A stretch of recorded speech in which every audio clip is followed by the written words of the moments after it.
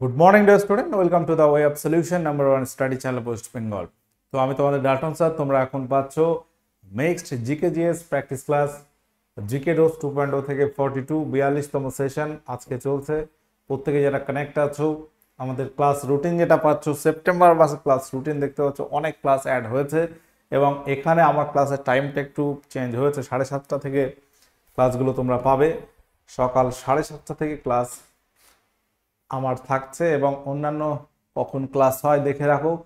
সকাল 7টা থেকে আমাদের ক্লাস শুরু হয়, তারপর 7টা, 7:30, 8টা, 9টা এবং সন্ধ্যাবেলা 5:30, 6:30, 8টা। প্রচুর ক্লাস এখানে তোমরা পাচ্ছ এবং এত এত ক্লাস তোমরা পেতে অবশ্যই যুক্ত থাকো টেলিগ্রাম গ্রুপে, verified Telegram group the way of সলিউশনে। প্রত্যেক ক্লাসের নোটিফিকেশন এবং লিঙ্ক এখানে প্রোভাইড করা হয়, যথাসময়ে তোমরা পেয়ে যাবে। এবং আমাদের পেড কোর্স পেতে PTWS একাডেমি অ্যাপ ডাউনলোড করবে প্লে স্টোরে গিয়ে এবং সেখানে আমাদের বেশ কিছু কোর্স এরকম দেখতে পাচ্ছ। পেড কোর্স অপশনে গেলে foundation 3.0 combo batch, WBKP practice batch, West Bengal primary TET foundation batch 2.0 recorded batch, railway foundation চলছে, SSC ফাউন্ডেশন। তো প্রচুর ব্যাচ রয়েছে, তোমাদের যেটা প্রয়োজন আছে সেই অনুপাতে তোমরা নিতে পারবে। আচ্ছা চলো, তো আজকের আমরা প্রশ্ন আলোচনা শুরু করব। MCQ প্র্যাকটিস, আপকামিং মিসলেনিয়াস পরীক্ষা রয়েছে তোমাদের, সমস্ত পরীক্ষাকে মাথায় রেখে ক্লাসগুলো করানো হচ্ছে। অবশ্যই শেষ পর্যন্ত ক্লাস দেখতে থাকো। প্রথম প্রশ্ন, ডুরান্ড কাপ 2024 কে জয়লাভ করলো? ডুরান্ড কাপ 2024 অর্থাৎ এই বছর এই কয়েকদিন আগে দেখতে পাবে ফাইনাল খেলা হয়ে গেল কলকাতাতে। গতবারের চ্যাম্পিয়ন ছিল মোহনবাগান SG অর্থাৎ মোহনবাগান সুপার জায়ান্ট। ইস্ট বেঙ্গলকে হারিয়েছিল গত বছর 23 সালে। এবার 24 সাল, এবার ফাইনালে কিন্তু মোহনবাগান এবং নর্থ ইস্ট ইউনাইটেড খেলেছে। Mohun Bagan versus north east United. খেলায় জয়ী হয়েছে নর্থ ইস্ট ইউনাইটেড। তারা প্রথমবার এই শিরোপা জিতল। প্রথমবার ডুরান্ড কাপ জিতলো। ডুরান্ড কাপ জিতলো প্রথমবার তাদের ইতিহাসে। এখনো পর্যন্ত মোহনবাগান তারা 17 বার এই প্রতিযোগিতা জয়লাভ করেছে, 17 বার চ্যাম্পিয়ন। নির্ধারিত সময়ে আমরা দেখেছি খেলার ফলাফল 2-2 হয় এবং শেষ পর্যন্ত খেলাটি তোমার টাই ব্রেকারে চলে যায়, দিয়ে পেনাল্টি শুট আউটে ফয়সালা হচ্ছে এবং সেখানে মোহনবাগান হেরে গেছে, নর্থ ইস্ট ইউনাইটেড তারা জিতে গেছে। তো মোহনবাগান সব থেকে সফল ক্লাব এই ডুরান্ড কাপ প্রতিযোগিতায়। এবং তোমাদের এই ডুরান্ড কাপ সম্পর্কে মনে রাখতে হবে, এটা ফুটবল সম্পর্কিত। ভারতবর্ষের তথা এশিয়ার মধ্যেও যদি দেখি, ডুরান্ড কাপ হচ্ছে প্রথম ফুটবল লিগ, শুধু ভারতে নয় এশিয়ার মধ্যে। ডুরান্ড কাপ সম্পর্কে তাহলে আমরা আরো একটু বিস্তারিত বলে দিই। ডুরান্ড কাপ 2024-এর যে আয়োজন ছিল এবার, এটি ছিল কততম? 2024 এটি 133তম আয়োজন। বোঝা গেল? এই নিয়ে ডুরান্ড কাপ প্রতিযোগিতা এই বছর হলো 133তম। 2024-এর ডুরান্ড প্রতিযোগিতা হলো 133তম। এটা মনে রাখতে হবে। ভারত তথা এশিয়ার মধ্যে প্রথম ফুটবল প্রতিযোগিতা। এশিয়ার মধ্যে প্রথম ফুটবল প্রতিযোগিতা বা প্রথম ফুটবল লিগ। এটাও বুঝতে হবে যে এটা ফুটবল সম্পর্কিত। যারা খেলাধুলো দেখো না তাদের মনে হবে স্যার ডুরান্ড কাপটা কোন খেলার সঙ্গে রিলেটেড। ফুটবল মনে রাখতে হবে এখানে। ওকে, ফুটবল। এটা শুধু ভারতে না, এটা কবে শুরু হয়? এটি শুরু হয়েছিল 1888 সালে সিমলাতে। প্রথম খেলাটি হয়েছিল, প্রথমবার আয়োজন হয়েছিল কোথায়? সিমলা, যেটা কোথায় 1888 সালে শুরু হয়। এই হচ্ছে ডুরান্ড কাপ সম্পর্কিত তথ্য। 2024-এ জয়ী তাহলে কি? 2024-এ জয়ী হচ্ছে নর্থ ইস্ট ইউনাইটেড, এই ক্লাব নর্থ ইস্ট ইউনাইটেড কাদেরকে হারিয়েছে? মোহনবাগানকে হারিয়েছে। এই ইনফরমেশন গুলো নোট করে রাখো, এটাও কিন্তু খুব ভাইটাল একটা কোশ্চেন, 133তম। ওকে, আচ্ছা পরবর্তী প্রশ্ন আমরা আলোচনা করব। তাহলে ডুরান্ড কাপে সফল সব থেকে 17 বার মোহনবাগান, ইস্টবেঙ্গল 16 বার। গত বছর ফাইনাল ইস্টবেঙ্গল ভার্সেস মোহনবাগান হয়েছিল, সেখানে মোহনবাগান জয়লাভ করেছিল। এবার মোহনবাগান ফাইনালে হেরে গেছে। আচ্ছা, নিম্নের কোনটি খারিফ শস্য? খারিফ শস্য এবং রবি শস্য সম্পর্কে তোমরা কিছু জানো? গম, আলু যেগুলো বিশেষ করে শীতকালের ফসলগুলো রবি শস্য, এবং বর্ষাকালে যেগুলো তোলা হয় পাট, এগুলো হচ্ছে খারিফ শস্য। আচ্ছা, বাবা সাহেব আম্বেদকর বিমানবন্দর, বাবা সাহেব আম্বেদকর বিমানবন্দর নিম্নের কোথায় অবস্থিত?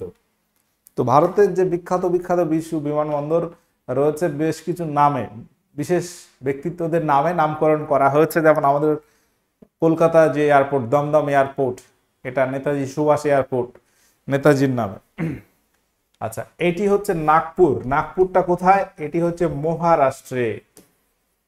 মহারাষ্ট্রের নাগপুর যে বিমানবন্দর, তার নাম হচ্ছে বাবা সাহেব আম্বেদকর বিমানবন্দর। ওকে, আচ্ছা এখানে আরো মনে রাখো, হায়দ্রাবাদে যে বিমানবন্দরটা আছে রাজীব গান্ধী ইন্টারন্যাশনাল এয়ারপোর্ট, রাজীব গান্ধী আন্তর্জাতিক বিমানবন্দর। ভুবনেশ্বরে রয়েছে বিজু পট্টনায়ক বিমানবন্দর, বিজু পট্টনায়ক, ভুবনেশ্বর কোথাও? উড়িষ্যাতে। বেঙ্গালুরুতে যে বিমানবন্দরটা আছে কেম্পগৌড়া বিমানবন্দর। তাহলে এই যে নামগুলো মনে রাখতে হবে। দিল্লিতে রয়েছে ইন্দিরা গান্ধী এয়ারপোর্ট, মহারাষ্ট্রে ছত্রপতি শিবাজি এয়ারপোর্ট রয়েছে, দিল্লিতে হচ্ছে ইন্দিরা গান্ধী এয়ারপোর্ট, কলকাতায় আমরা কি বললাম? নেতাজি সুভাষ। এই সমস্ত বিষয় মনে রাখবে, পরীক্ষা আসে। আচ্ছা, কেলভিন কিসের একক? একদম সহজ প্রশ্ন। কেলভিন কিসের একক? ভর, তাপমাত্রা, তাপ নাকি কম্পন? সঠিক উত্তর কি হবে প্রত্যেকে বলো। কেলভিন এটি হচ্ছে তাপমাত্রা বা উষ্ণতার এসআই একক, তাপমাত্রার এসআই একক। এসআই একক হচ্ছে কেলভিন। এখন তোমাকে যদি প্রশ্ন করা হয় বলো তাপমাত্রা সিজিএস একক কি, তাহলে সিজিএস একক কি? সিজিএস একক হচ্ছে ডিগ্রি সেলসিয়াস, ডিগ্রি সেলসিয়াস বা সেন্টিগ্রেড, একই কথা। এটা লেখা হয় ডিগ্রি সেলসিয়াস এইভাবে, আর কেলভিন শুধু কে লেখা হয়। ওকে, তাপমাত্রা মানেই কিন্তু উষ্ণতা, এগুলো তোমরা প্রত্যেকে জানো। ভরের একক কি? গ্রাম, কেজি, সিজিএসএসআই। তাপের একক কি? তাপের একক, তাপের একক হচ্ছে সিজিএস পদ্ধতিতে ক্যালোরি, এসআই পদ্ধতিতে জুল। ক্যালোরি, ক্যালোরি এবং জুল তাপের একক। বিভিন্ন মৌলের বিভিন্ন পরমাণুর নিউট্রন সংখ্যা এক, কিন্তু প্রোটন সংখ্যা ভিন্ন হলে তাকে আমরা কি বলি? তাকে আমরা আইসোটোপ বলবো, নাকি আইসোটোন, আইসোবার, নাকি আইসোমার? বলো সঠিক উত্তর এখানে কি হয়ে যাবে, প্রত্যেকে অ্যান্সার করো।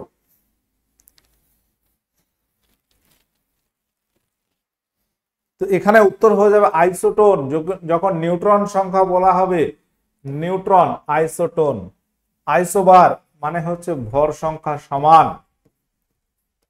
ভর সংখ্যা সমান। আইসোটোপ এখানে প্রোটন সংখ্যা সমান, পয় প্রোটন পয় আইসোটোপ, প প দন্তান্ন নিউট্রন। এইভাবে কিন্তু তুমি একটা মনে রাখলে ব্যাস, আরগুলো বুঝতে পারবে। অনেক সময় কি হয়, যারা এইগুলো একটু কঠিন লাগে ভুলে যাও, কনফিউজড হয়ে যাও, গুলিয়ে যায়, এইভাবে মনে রাখতে পারো। আচ্ছা, এখানে একটা ছবি তোমাকে আমি দেখাই। ধরো এখানে লিখলাম আমি কার্বন 614, এখানে তোমরা বলবে প্রোটন সংখ্যা কত? প্রোটন সংখ্যা কত বলো? এই যে এটা লেখা হলো কার্বন 614, এখানে প্রোটন সংখ্যা কত, ইলেকট্রন সংখ্যা কত, ইলেকট্রন সংখ্যা কত,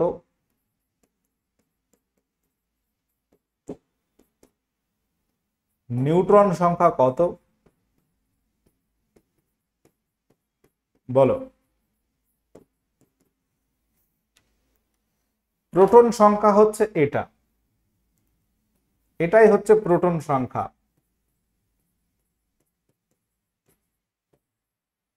এই নিচে যেটা থাকবে 6, এটাই হচ্ছে প্রোটন সংখ্যা। ওকে, তাহলে প্রোটন সংখ্যা আমরা বলবো 6।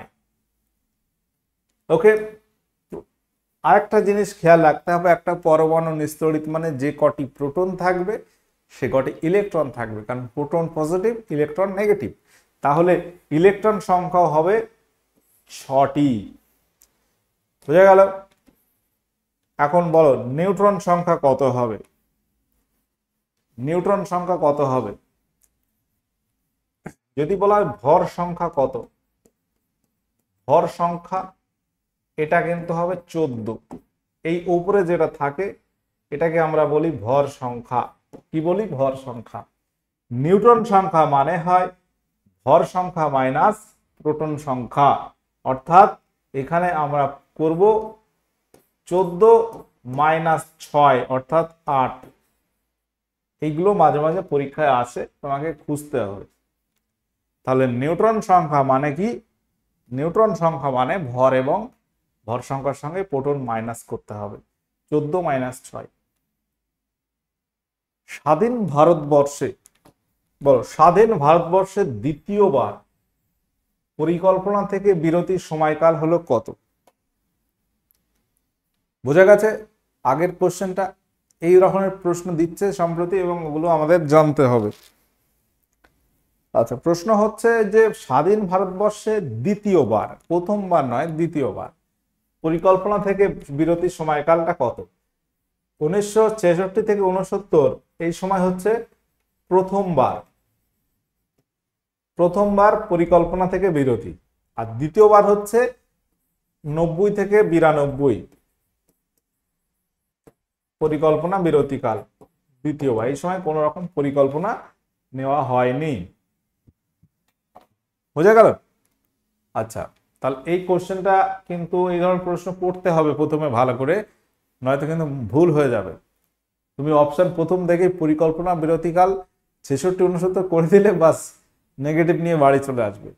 তাহলে প্রশ্ন ভালো করে খেয়াল করো, দেন অ্যান্সার করো। আচ্ছা বলো, ধূমকেতু কার ছদ্মনাম? ধূমকেতু এটি কার ছদ্মনাম ছিল বা ছদ্মনাম আর বলতে পারে? সত্যজিৎ রায়, কাজী নজরুল ইসলাম, শরৎচন্দ্র চট্টোপাধ্যায় নাকি সুনীল গঙ্গোপাধ্যায়? উত্তর কি হবে? কাজী নজরুল ইসলাম। তোমাকে যদি বলা হয় যে স্যার ব্যাঙাচি, ব্যাঙাচি আবার কার ছদ্মনাম? তাহলে ব্যাঙাচিটি কার ছদ্মনাম? ধূমকেতু যদি কাজী নজরুল ইসলাম হয়, এটাও কাজী নজরুল ইসলামের ছদ্মনাম। তাহলে দুটি নাম তোমাদের মনে রাখতে হবে, একটা হচ্ছে ব্যাঙাচি, একটা হচ্ছে ধূমকেতু। শরৎচন্দ্র চট্টোপাধ্যায়, এটাও পরীক্ষা আসে। অনিলা দেবী, পরীক্ষায় কিন্তু এসেছিল একবার। অনিলা দেবী শরৎচন্দ্র চট্টোপাধ্যায়ের ছদ্মনাম। সুনীল গঙ্গোপাধ্যায়, তার ছদ্মনাম কি? নীল লোহিত। আচ্ছা, কাজ করার সামর্থ্যকে কি বলা হয়?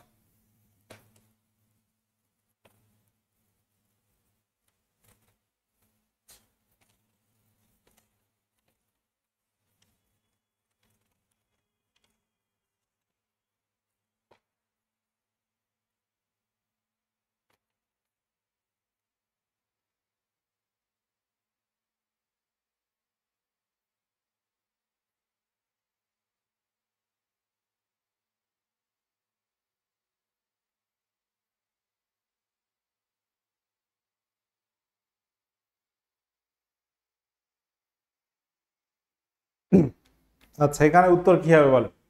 কাজ করার সামর্থ্যকে আমরা বলবো শক্তি, এনার্জি। কার্য করার সামর্থ্যকে আমরা বলি শক্তি। ক্ষমতা কি? কার্য করার হার। কার্য করার হার।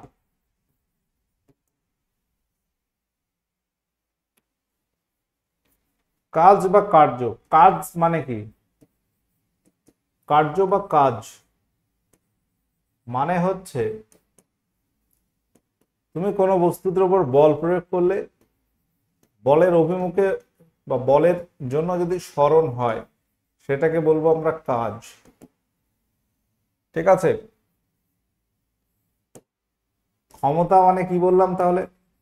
ক্ষমতা মানে হচ্ছে কার্য করার হার, মানে কার্য বাই সময়। আর শক্তি হচ্ছে কার্য করার সামর্থ্য বা কার্য করার ক্ষমতা যদি থাকে সেটাকেই শক্তি বলা হয় বা এনার্জি। কার্যের একক, শক্তির একক মূলত একই, ম্যাথামেটিক্যাল কনসেপ্টে যদি দেখি একই। ঠিক আছে? বল মানে কি? বল মানে হচ্ছে কোনো বস্তুর ভরের সঙ্গে যদি ত্বরণ থাকে তো সেটাকে, সেই গুণফলকে আমরা বলি বল বা ফোর্স। বোঝা গেল? আচ্ছা, আজীবক সম্প্রদায়ের প্রতিষ্ঠা কে করেন? খ্রিস্টপূর্ব 6ষ্ঠ শতকের কিছু আগে আমরা এই আজীবক সম্প্রদায়ের কনসেপ্ট পেয়েছি। বিশেষ করে ঋগ বৈদিক যুগ, পরবর্তী বৈদিক যুগে মানুষ যখন বিভিন্ন জাতি প্রথা নিয়ে বিব্রত, জাতিভেদ প্রথা একটা চরম জায়গায় পৌঁছাচ্ছে, তখন বেশ কিছু ধর্মীয় কনসেপ্ট চলে আসছে এবং আজীবক সম্প্রদায়, মক্কালি গোশালা বা মক্কালি গোশাল এরকম নাম তোমরা পাবে এই সম্প্রদায়ের প্রতিষ্ঠাতা। 2024 সালে অস্ট্রেলিয়া ওপেন কে জয়লাভ করলো? অস্ট্রেলিয়ান ওপেন কে জয়লাভ করেছে? অস্ট্রেলিয়ান ওপেন বলতে এটা কোন প্রতিযোগিতা? এটা হচ্ছে টেনিস প্রতিযোগিতা। টেনিস এর মধ্যে দু ধরনের আছে, একটা লন টেনিস, টেবিল টেনিস। এটাকে বলা হয় লন টেনিস।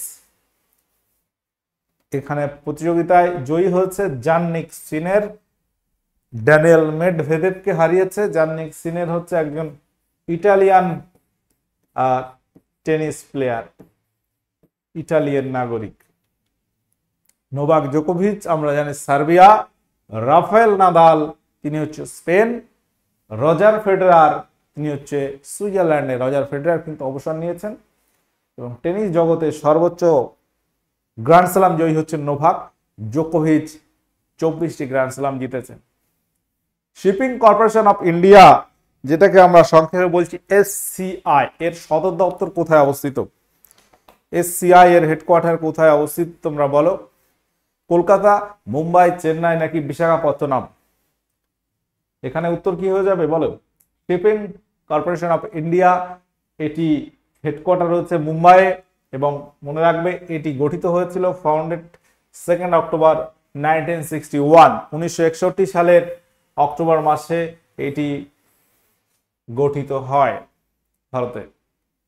বর্তমানে কে রাজস্থানের মুখ্যমন্ত্রী হিসেবে নিযুক্ত আছেন?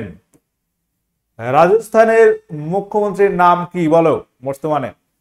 তো ভারতের যে 28টি রাজ্য এবং তাদের মুখ্যমন্ত্রী, এগুলো কিন্তু একটু মনে রাখতে হবে। বিশেষ করে তুমি এর মধ্যে অনেকগুলোই জানো, কিছুটা অজানা থাকবে এবং কিছু নতুন আছে, সেগুলোকে আমরা মনে রাখবো। তোমরা একবার দেখে নেবে লিস্ট, গুগল সার্চ করলে তুমি পেয়ে যাচ্ছ যে সিএম লিস্ট অফ ইন্ডিয়া। তুমি সার্চ করতে পারো সিএম অর্থাৎ chief minister list, Google search করলে পেয়ে যাচ্ছ। ওকে, আচ্ছা, ভজনলাল শর্মা, উত্তর হয়ে যাবে ভজনলাল শর্মা। পুষ্কর সিং ধামি রয়েছে উত্তরাখণ্ডে। ওকে, পাশাপাশি আমরা আরো কিছু নাম বলতে পারি যে ঝাড়খণ্ডে কিন্তু আবার হেমন্ত সোরেন আছে। উড়িষ্যায় চেঞ্জ হয়েছে, কি হয়েছে বলো? উড়িষ্যার সিএম কে হবে? ত্রিপুরা কে রয়েছে? এগুলো পরীক্ষায় আসে। রঙ্গিত এটি কোন নদীর উপনদী? রঙ্গিত নদীটি কোন নদীর উপনদী? রায়ডাক, রায়মাটাং, মহানন্দা, তিস্তা? সঠিক উত্তর এখানে কি হবে বলো? রঙ্গিত এটি কোন নদীর উপনদী? সঠিক উত্তর তিস্তা হবে। আচ্ছা, দ্বিতীয় আকবর, মুঘল সম্রাট দ্বিতীয় আকবরের সময়কালে আমরা যদি দেখি পেশোয়া কে ছিলেন? দ্বিতীয় আকবর।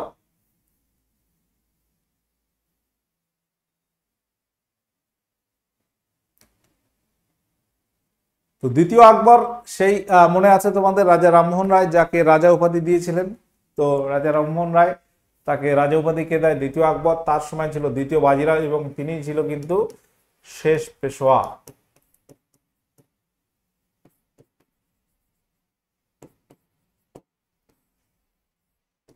পেশোয়াতন্ত্র যেটি কোথায় ছিল? মারাঠাতে। মারাঠায় পেশোয়া পদ ছিল। পেশোয়া মানে কি সেটাও মাঝে মাঝে প্রশ্ন আসে। পেশোয়া মানে হচ্ছে প্রধানমন্ত্রী।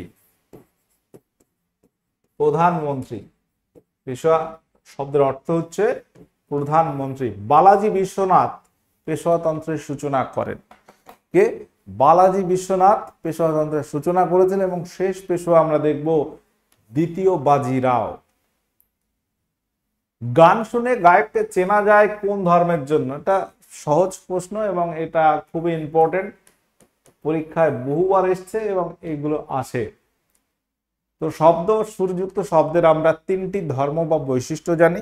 একটা হচ্ছে প্রবাল্য বা তীক্ষ্ণ তীব্রতা, আর একটা হচ্ছে তীক্ষ্ণতা, আর একটা হচ্ছে গুণ বা জাতি। তো এই গুণ বা জাতি এটা দেখে আমরা বুঝতে পারি। বলো, বঙ্গভঙ্গের প্রস্তাব সরকারিভাবে কবে প্রকাশিত হয়?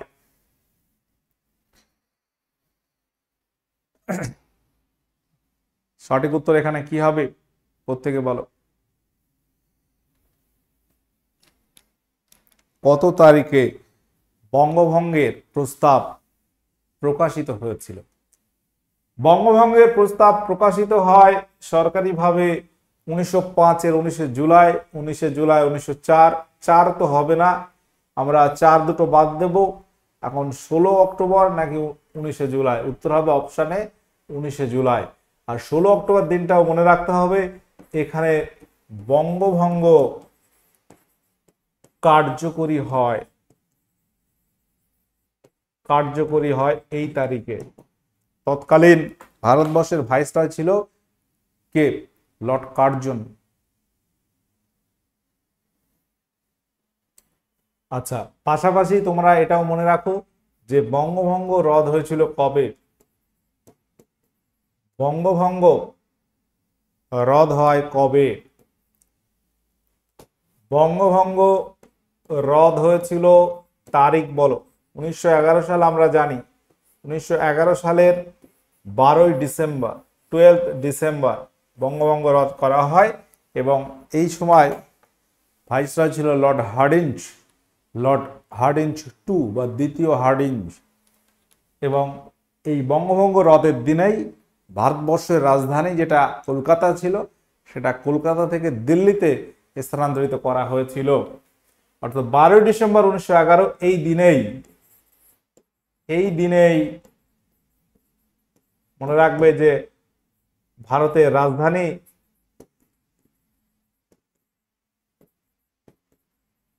রাজধানী কলকাতা থেকে শিফট করা হয়েছিল দিল্লিতে। কলকাতা থেকে দিল্লিতে শিফট করা হয় কারণ কলকাতা তথা বাংলার গুরুত্ব কমানোর জন্য। বলো, জাপানের মুদ্রার নাম কি? জাপান এর মুদ্রার নাম কি? তোর কি হবে? দিনার, দিরহাম, ইয়েন, ওন। তো বিভিন্ন দেশের মুদ্রা রিলেটেড ক্লাস আমি করিয়েছি তোমাদের একটা স্ট্যাটিক জিকে থেকে। পার্লামেন্টের নাম, মুদ্রার নাম, রাজধানীর নাম। তো সেই ক্লাসে এগুলো ডিটেলসে অনেকগুলো আলোচনা করেছি। জাপানের মুদ্রার নাম ইয়েন। ওন হচ্ছে সাউথ এবং নর্থ কোরিয়া।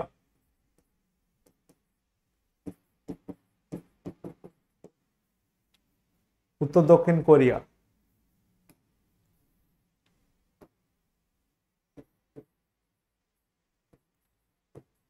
কোরিয়ান মুদ্রা হচ্ছে ওন, কোরিয়ান ওন। দিরহাম তোমরা বলো কোথায় হবে? ইউনাইটেড আরব এমিরেটিস, সংযুক্ত আরব আমিরশাহী। দিনার বেশ কিছু দেশে রয়েছে, তুমি মনে রাখতে পারো। ইরাকি দিনার, ইরাক, এখানে রয়েছে দিনার। ঘরের তাপমাত্রায় তরল থাকে কোন ধাতু? তো আমাদের এখন যদি টেম্পারেচার দেখো মোটামুটি 30-35 এরকম হচ্ছে, তাই তো? তো কিছু জায়গায় গড় তাপমাত্রা 40-45 হচ্ছে, 50 হচ্ছে।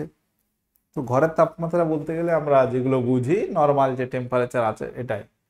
এখানে আমরা জানি পারদ হচ্ছে তরল এবং এটা অবশ্যই ধাতু। এছাড়াও কিছু মনে রাখতে পারো, কিছু আছে 27-28 ডিগ্রির পরেই তরল হয়, কিছু আছে 32। তো এখানে আমরা লিস্ট তোমাদের দিচ্ছি। ঘরের তাপমাত্রায় তরল থাকে যে সমস্ত ধাতু: mercury, francium, caesium, gallium, rubidium. এই সমস্ত ধাতুগুলো মোটামুটি ঘরের তাপমাত্রায় তরল পাই আমরা। বলো, নরওয়ের রাজধানী কোনটি? নরওয়ে দেশের রাজধানীর নাম কি? নরওয়ের রাজধানী হচ্ছে অসলো। নরওয়ের অসলো থেকে শান্তিতে নোবেল দেওয়া হয়। বাক স্বাধীনতা হলো একটি মৌলিক অধিকার, নির্দেশমূলক নীতিভিত্তিক অধিকার, রাজ্য বিধানসভা প্রণীত অধিকার, উপরে কোনটি নয়? সহজ প্রশ্ন। বাক স্বাধীনতা আমরা জানি এটি একটি মৌলিক অধিকার, ফান্ডামেন্টাল রাইট। তো আমাদের যে ব্যাচগুলো তোমরা পাচ্ছ অ্যাপে, এই সমস্ত ব্যাচ আছে। তোমাদের যদি প্রয়োজন হয় অবশ্যই TWS একাডেমি অ্যাপ ডাউনলোড করো। সেখানে পেড কোর্স অপশনে গেলে এগুলো তোমরা পেয়ে যাচ্ছ এবং সেখান থেকে তুমি এটা পারচেস করতে পারবে। দুর্দান্ত একটা প্রশ্ন। বাঘা যতীন নামে বিখ্যাত ছিলেন কে? খুব ইম্পর্টেন্ট কোশ্চেন এবং এই প্রশ্নটা পরীক্ষায় এসছে বিগত অনেক পরীক্ষায়। এই নাম থেকে কিন্তু প্রশ্ন হয় এবং কনফিউজ হয়ে যাবে স্যার নেমে এসে, পদবিতে এসে। বাঘা যতীন হচ্ছে যতীন্দ্রনাথ মুখোপাধ্যায়। যতীন্দ্রনাথ মুখোপাধ্যায়, তিনি বাঘা যতীন নামে পরিচিত। শের ই বঙ্গাল কাকে বলা হতো? একে ফজলুল হক। বাংলার বাঘ আশুতোষ মুখোপাধ্যায়। বাঘা যতীন যতীন্দ্রনাথ মুখোপাধ্যায়। তাহলে বাংলার বাঘ আশুতোষ মুখোপাধ্যায়, বাংলার মুকুটহীন রাজা সুরেন্দ্রনাথ বন্দ্যোপাধ্যায়। এই সমস্ত প্রশ্ন কিন্তু পরীক্ষায় থাকে। বলো, রাজাজি ন্যাশনাল পার্ক এটি কোন রাজ্যে অবস্থিত? রাজাজি ন্যাশনাল পার্ক এটি কোথায় অবস্থিত? সঠিক উত্তর এখানে আমরা কোনটি পাবো? গোয়া, উত্তরপ্রদেশ, সিকিম নাকি উত্তরাখণ্ড? উত্তর হবে option D, Uttarakhand. Rajaji national park অবস্থিত। সূর্যাস্তের পর কিছু পরে এবং সূর্যোদয়ের কিছু আগে আমরা সূর্যকে দেখতে পাই, এর কারণ কি? আলোর প্রতিফলন, আলোর প্রতিসরণ, আলোর বিচ্ছুরণ, আলোর আভ্যন্তরীণ পূর্ণ প্রতিফলন।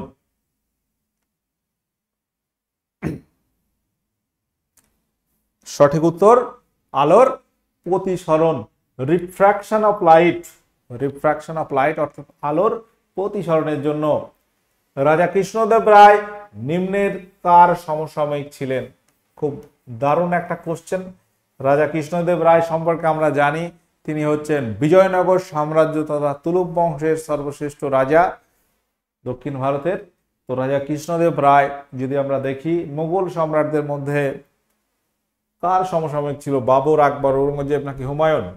অপশনে বাবরের সমসাময়িক ছিলেন। অপশনে। অভ্রের আকরিকের নাম কি? এটা তোমাদের গতদিন হোমওয়ার্ক ছিল। অভ্র, যার আকরিকের নাম হচ্ছে ম্যাস্কোভাইট। চালকোপাইরেট হচ্ছে তামার আকরিক, কপার। বক্সাইট হচ্ছে অ্যালুমিনিয়াম। হেমাটাইট হচ্ছে লোহার আকরিক। পৃথিবীর গভীরতম অরণ্য কোথায় আছে? এটা আজকের ক্লাসে তোমরা হোমওয়ার্ক করো এবং আউট অফ 26 তোমাদের স্কোর কার কত হলো একটু কমেন্টে লিখে দেবে। ক্লাসগুলো করতে থাকো। আমাদের ফ্রি ক্লাস পেতে কোথায় কানেক্ট হবে? দা ওয়ে অফ সলিউশন এবং TWS একাডেমি ইউটিউব চ্যানেল। যারা নতুন আছো সাবস্ক্রাইব করে নোটিফিকেশনটা অল রাখো এবং আমাদের অ্যাপ TWS একাডেমি অ্যাপে পেড কোর্স করাচ্ছি আমরা। দুর্দান্ত ক্লাস হচ্ছে, একদম ধরে ধরে ক্লাস করানো হয়, প্রত্যেকটা চ্যাপ্টার ভিত্তিক। যদি ফাউন্ডেশন ব্যাচে যাও দেখতে পাবে। ঠিক আছে, সকলে ভালো থাকো, সুস্থ থাকো। ওকে, টাটা, বাই।